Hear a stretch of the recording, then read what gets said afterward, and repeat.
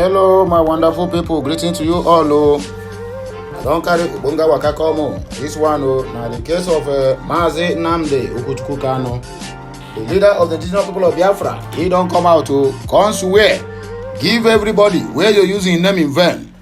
He don't talk am say Ogu, say now go kill everybody where they using name or the name of IPOB or the name of ESN to the dupe our fellow Biafrans. And according to him, he said that Ogu, Amadioha, Ayilara, and the rest of other gods where we get for Nigeria say they go gather and join hands together, come by that particular person. And in that written note, he made them clear to the Biafrans, so whether you dey home or abroad or in diaspora, anywhere where you dey or you dey overseas, say he can never ever again forgive anybody where don't they use his name, they do things when no they good for we Obodo Biafra.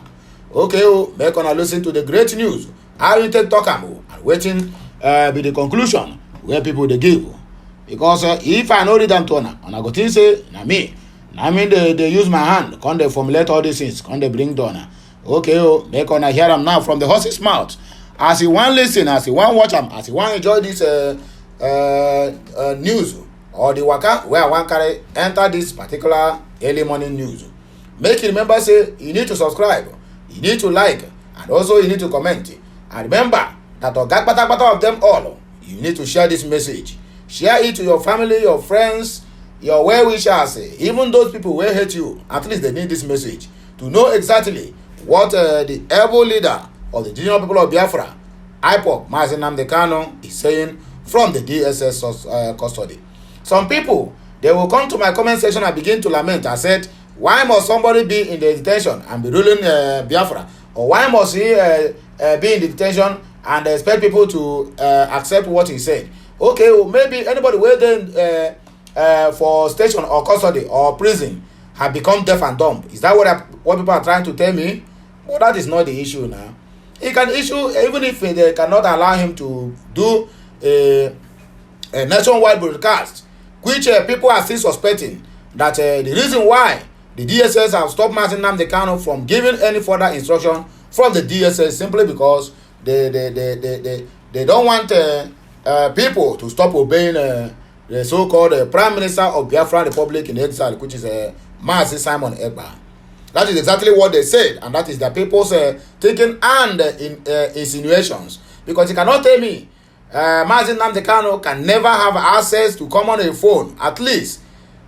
Appearing in court is enough for him to give at least even if it's a 1 minute or 2 minute video or voice to the general public. I beg you, make gonna see how I take behave, or make gonna see what they happen, or make gonna see the reasons or where I know I never give any broadcast or I never grant any interview, at least something of this nature. I beg, make gonna see how when I go take the follow all this matter, I be my matter. I see so since the way we say. Yeah, he don't there for DSS. At least when you don't come out to come talk, say, okay, we'll make sure that obey Simon Ekpa, say him be my disciple, and whatever he said, you people should do. At least they could have been granting him this audience to speak to the Biafrans. But no, they never do that simply because any day he will do it, we mark the end of the oppressed being coming from the Simon Ekpa, according to what people are thinking. Do not bash me. Do not come and insult me. Simply because you know how to write or you know how to read. I'm telling you what people out there is saying.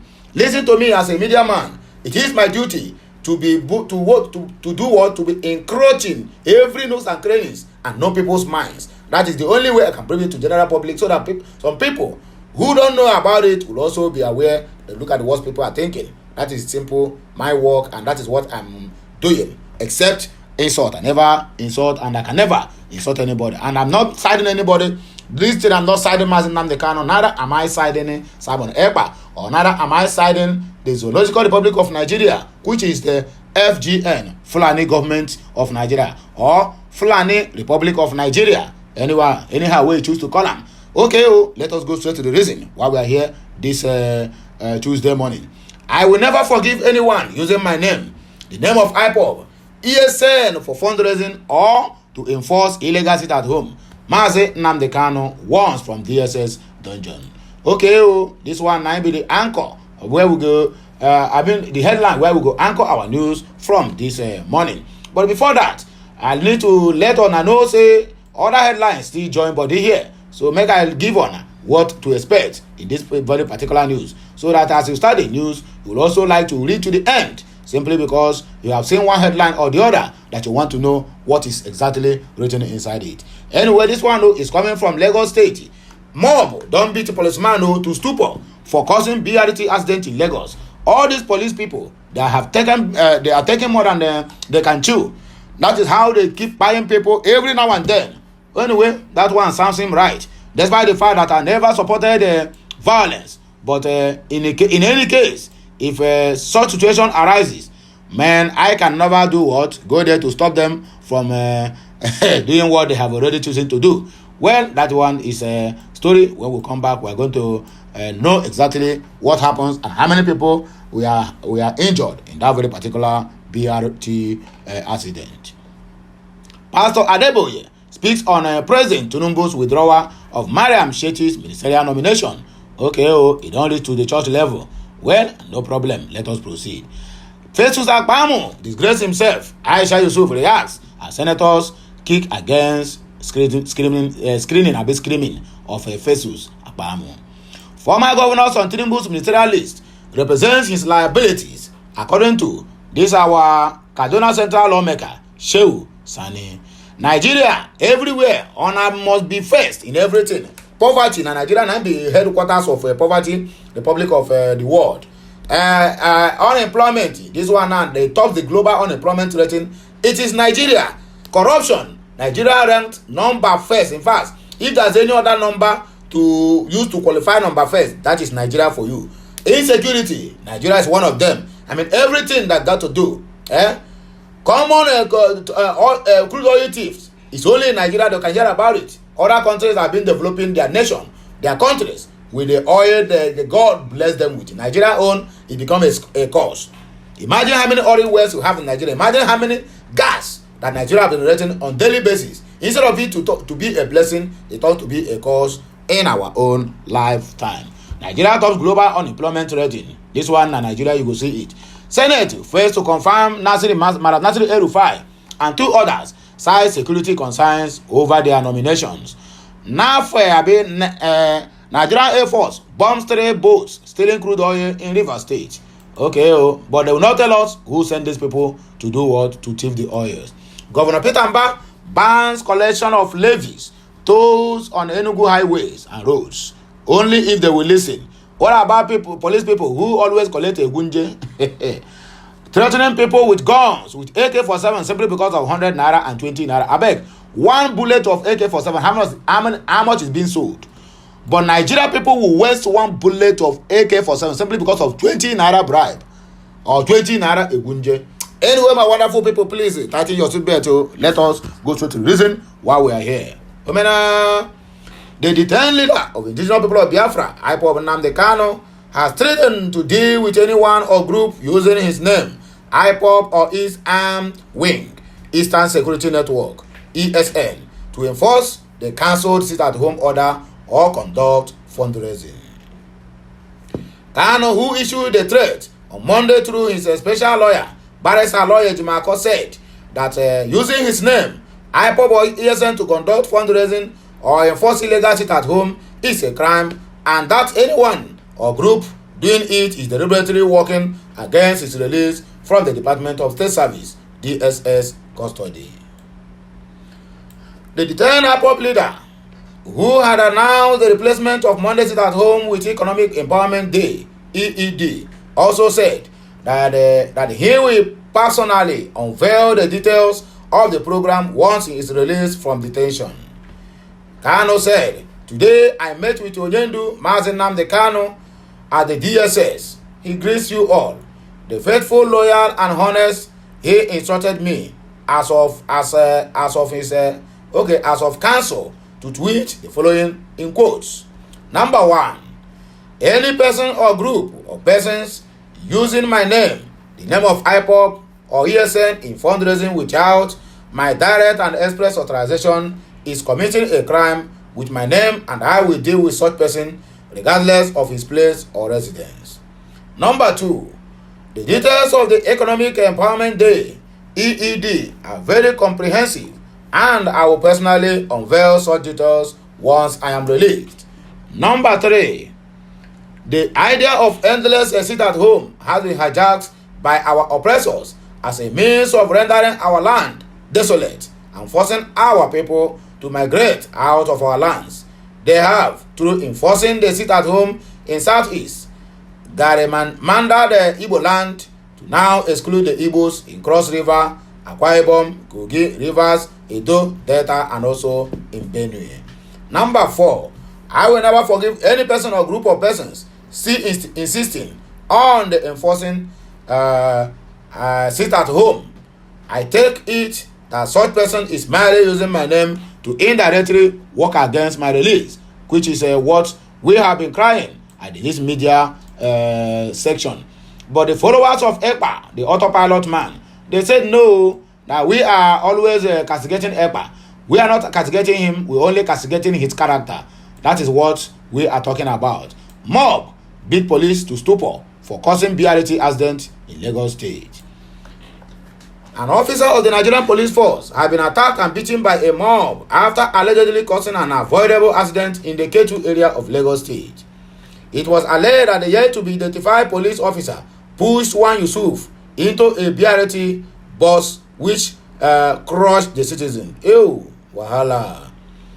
It was reported by the Punch that the policeman and his colleagues were attempting to dispose Yusuf of his vehicle when he got pushed into BRT lane. In the process, one of the BRT buses plying the lane inward Lagos rammed into Yusuf, who collapsed due to the impact of the crash. And eyewitnesses, who pleaded to remain anonymous, told journalists while narrating the so-called incident. The eyewitness said the police were responsible for the Yusuf ordeal, adding that he sustained a varying degrees of injury as a result of the incident. The policemen caused this. They were the ones that were trying to dispose the man of his vehicle while trying to push the man out of the vehicle. They pushed him on the BRT lane, and an oncoming bus ran into the man, the eyewitnesses said. Another eyewitness, whose name could not be ascertained, as he hastily spoke, said the policemen, after realizing that the BRT had crossed Yusuf, attempted to flee the scene, but an angry mob apprehended one of them. He said it was people that beat the policeman till he fainted. He has not died because I still observed that he was breathing. People were annoyed about what they did to that man. The man sustained serious injuries. Look at him lying unconscious on the floor and his blood on the road. Reporters who visited the scene revealed that the victim was lying motionless as residents poured water to resuscitate him after he went blank from the accident. It was gathered also that the K2 Divisional Police Station attempted to rescue their colleague, who also lay motionless on the ground. Nigerians learned that the uniform of the brutalized policeman had been torn due to the impact of the attack on him by the angry mobs. People were also seen lamenting over the incident and blaming the policeman and his colleagues for causing the accident. It was revealed that the victim, Yusuf, sustained a deep cut on his right arm in the incident. He was reportedly rushed into a vehicle for onward treatment in a hospital. The yet-to-be-identified policeman was also rushed to the hospital for treatment as well. Pastor Adeboye speaks on President Tinubu's withdrawal of Mariam Sheti's ministerial nomination. The General Overseer of the Redeemed Christian Church of God, Pastor Enoch Adeboye, had reacted to the ordeal of the All Poverty Congress APC chieftain, Mariam Sheti, whose ministerial nomination was withdrawn last week. Nigerians recall that the President Bola Ahmed Tinubu on Friday, August 5, replaced the Sheti with Maria Bunkure in a letter to the Senate, and she was unaware of the development. Mayam Shanti has stormed the National Assembly for screening and confirmation when she was told that the president had removed her name from the list of nominees. Delivering his sermon on Sunday at the RCCG August Thanksgiving service, Pastor Adeboye said, God does not work in such a manner. According to him, when God promotes an individual, he or she does not need any screening. He said, not from the east, not from the west, not from the south. God is the judge of, according to Psalm 75, verses 6 and 7. God is a judge. He's a promoter. When God promotes you, you are promoted. I was listening to the news and I heard of someone who had been nominated for a ministerial appointment, and she got to the Senate where she was to be screened, only to be told your name has been withdrawn from the said list. That is not my God. When my God promotes you, you are promoted. When he promotes you, you don't need any screening for confirmation, according to Adeboye. Keyamo Akpamo disgraced himself. Aisha Yusuf Reaso as senators kicked against screening of the past minister for labor and employment. Human rights activist Aisha Yusuf has mocked the former minister for state and employment, Festus Akpamo, over the drama which ensued at the Senate on Monday during his screening. Nigerians earlier reported that the Senate exploded into a rowdy season when a senator representing Abia Central Senatorial District, Darlington Nwokocha, moved a motion for the suspension of Akpamo's ministerial screening. Nwokocha accused Akpamo of disrespecting the 9th National Assembly and accusing the last assembly of being corrupt. Nwokocha said during the administration of ex-President Muhammadu Buhari, Akpamo was invited to explain a special public works program, but he didn't honor the invitation. Nwokocha's motion was immediately seconded by his colleague from Abia South Senatorial District, Enyinaya Abaribe. According to Abaribe, the Senate President subsequently subjected the motion to a voice note, but the lawmakers were divided on the matter. Amid heated argument between the lawmakers, Bamidele called for a closed-door session and Akpabio sustained the move. Reacting to the development, Aisha Yusuf, in a post shared on her Twitter handle, faulted the way Akpamo reacted to his ministerial nomination.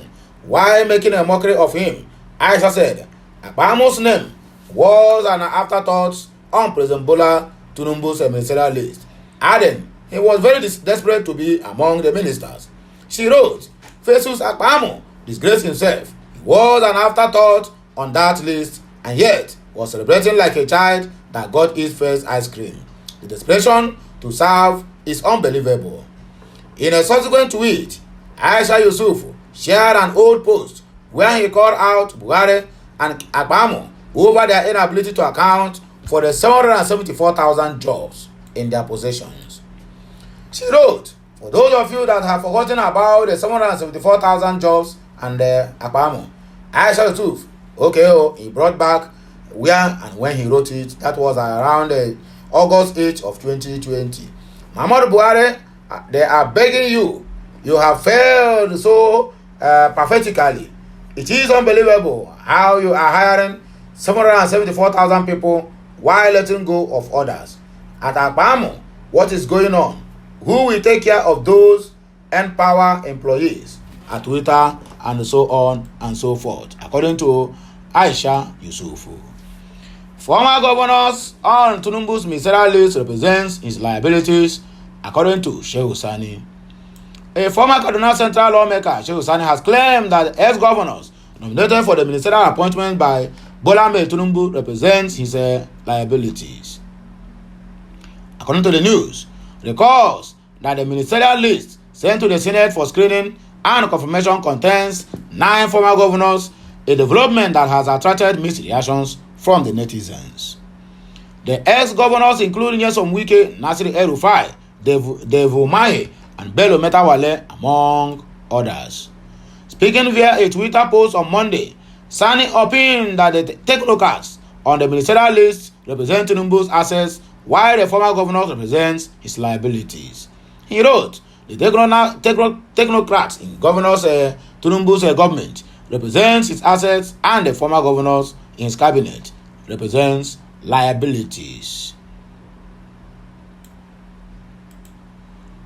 Nigeria, they don't top number one as they talk as a global unemployment. Their rating, you go shake your head. You go shock yourself.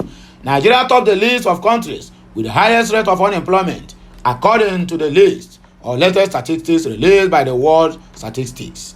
Nigeria led with 33.3%, followed by another African country, South Africa, 32.9%, and Iran, 15.55%. Imagine Iran where they do war. Their employment rate is just low, 15.55%. The lowest rate of the unemployment, according to the report, were in countries like Qatar, 0.1%, Cambodia, 0.36%, and Niger, 0.5%. Imagine. Look at countries that Nigerians are better than. According to the National Bureau of Statistics, the unemployment rate in Nigeria increased to 33.30% in the fourth quarter of 2020 from 27 to 10% in the second quarter of 2020 as well. Meanwhile, in a more recent report, a multinational consulting firm, KPMG, stated that the Nigerian unemployment rate had increased to 37.7% in 2022 and would further rise to 40.6% due to the continuing inflow of job seekers into the job market. The multinational consulting firm said unemployment will continue to be a challenge due to the slower than required economic growth and the inability of the country to absorb the 4.5 or 4 to 5 million new entrants into the Nigerian job market every year.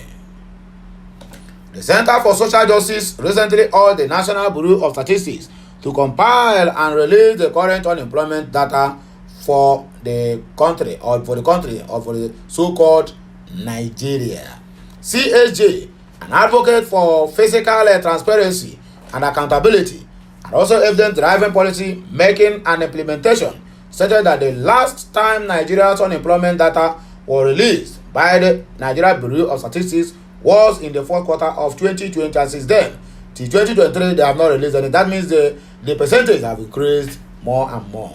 It added that since then, updated information had been absent, and as he considers as negligence of duty. They are not doing anything, only there to siphon the public or the funds of the Commonwealth. The National Bureau of Statistics earlier said it will release new unemployment and employment figures for the country by May 2023, and May have passed. We are in August now. However, the National Statistics Body was yet to release any report. They have been paid to do so. APC, nothing they cannot do. If you release it, the world will laugh at them, and the world will scream what is happening in Nigeria. That is why they can never release anything. Senate fails to confirm Nasir El-Rufai. Two others cite security concerns over their heads. The Nigerian Senate on Monday failed to confirm the immediate past governor of Kaduna State, Madam Nasir El-Rufai. But this one a big trouble for Tinubu's administration, because this man will do everything humanly possible to make sure that he bring down this government. I can assure you that. This one I confirm chinchina. Anyway, where he perch, my dear, that place, yeah, that's me must go one. 45 ministerial nominees of the 48 nominees forwarded to the Senate by President Bola Tinubu have been confirmed.